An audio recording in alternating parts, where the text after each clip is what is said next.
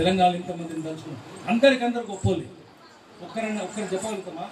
దివాకరు, కుమారక్క, పిల్లలతో అందరూ ఇప్పుడు వీళ్ళని తలుచుకోవాలి. రాజకీయ నాయకులు ఎవరు వీళ్ళ పేరు చెప్పరు. ఎక్కడున్నావు నువ్వు? పిల్లలతో చంపినప్పుడు కేసీఆర్ ఎక్కడున్నాడు? ఆరోగ్యం చంపినప్పుడు ఎక్కడున్నాడు? ముక్కా కరుణాకర్ చంపినప్పుడు ఎక్కడున్నాడు? ఉన్నావా నువ్వు? అప్పుడు చంద్రబాబు నాయుడు పాదాలు బిసుకుంటున్నాడు. ఆయన చంద్రబాబుతోటే ఉన్నాడు. చెప్తారా పేరు?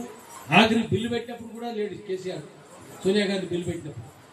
అందుకని మనం చేయాల్సింది మనం చెప్పాలి. వీళ్ళు అసలు పోరాటం చేసినప్పుడు రాజకీయ నాయకులు కాదు, ఏ రాజకీయ పార్టీ వాడు కాదు. వాడు ఎవడు ఉంటే వాడు అధికారంలో వాళ్ళ చుట్టూ భయం చేసుకుంటూ ఉంటారు. వీళ్ళే పోరాటం చేసేది. దళితులు, పేదవాళ్ళు, శ్రమజీవులు. అందుకనే పార్టీ ఏం చెప్తారంటే వేదన, కష్టం, వేదన నుంచి వేదం పుడుతుంది, శోకం నుంచి శ్లోకం పుడుతుంది. అందుకనే శ్రమజీవుల నుంచే కళలు పుట్టినాయి. ధైర్యం పుడుతుంది, పోరాటం పుడుతుంది, త్యాగం కూడా ఉంటుంది. ఇటువంటి త్యాగాలు తెలంగాణలో త్యాగాలు ఎక్కడ లేవు. చాలా గొప్ప త్యాగాలు ఆఖరికి అమెరికాలో ఉన్నాయన సునీల్ పురుషోత్తం అని స్టాన్ఫర్డ్ యూనివర్సిటీ ప్రొఫెసర్. తెలంగాణ వీళ్ళ త్యాగాలు పుస్తకం రాసింది, ఫ్రమ్ రాజ్ టు రిపబ్లిక్. ఇటువంటి యోధులు మేము చూడలేదని బ్రిటిష్ వాళ్ళే చెప్పింది, ఆఫీసర్లు చెప్పింది, ఆర్మీ ఆఫీసర్లు చెప్పింది. తెలంగాణలో ఉన్న త్యాగం, అటువంటి పోరాటం, అటువంటి త్యాగనిర్తి, ధైర్యం, అమరత్వం ఇంకెక్కడ లేదని రాసింది. అటువంటి వాళ్ళ వారసులు మీరంతా, గద్దరు వారసులు, వీళ్ళందరికీ వారసులు మనమే. ముఖ్యంగా కళాకారులు వారసులు కాబట్టి వాళ్ళ వారసత్వాన్ని ముందు తీసుకొని పోదాం. ప్రజల్ని చైతన్యం చేద్దాం. ప్రజలు ఎవరికి బానిసలు కాకుండా స్వతంత్రంగా నిలిచినట్టు చేద్దాము. దానికోసం పాటని ఆయుధంగా మలుచుకోండి. మీ వెంట మేము ఉంటామని చెప్పి మాటిస్తున్నాము. నమస్కారం.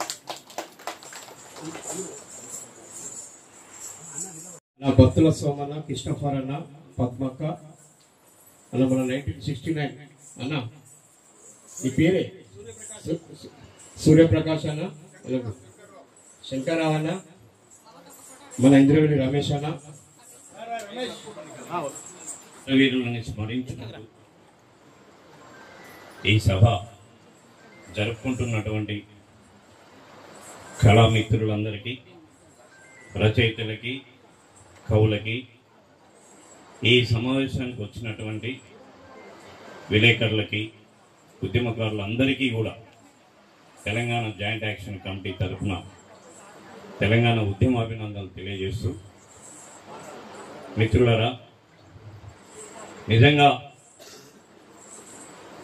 తెలంగాణలో ఉన్నటువంటి కవులు, కళాకారుల వారి యొక్క ఆలోచన విధానంలో నుంచి వచ్చినటువంటి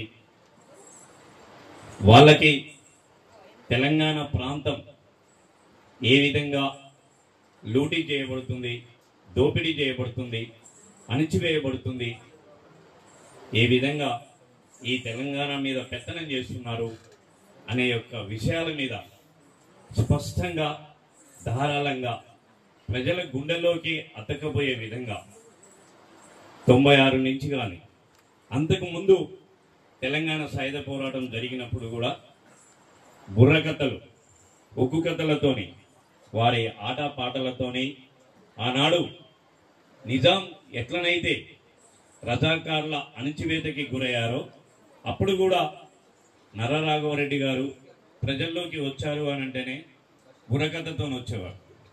గిరిప్రసాద్ గారు వచ్చినా, పుచ్చలపల్లి సుందరయ్య గారికి వ్యక్తిగతంగా మాత్రం చాలా అభినందనీయం. వాళ్ళందరికీ మనస్ఫూర్తిగా కృతజ్ఞతలు తెలియజేస్తున్నా.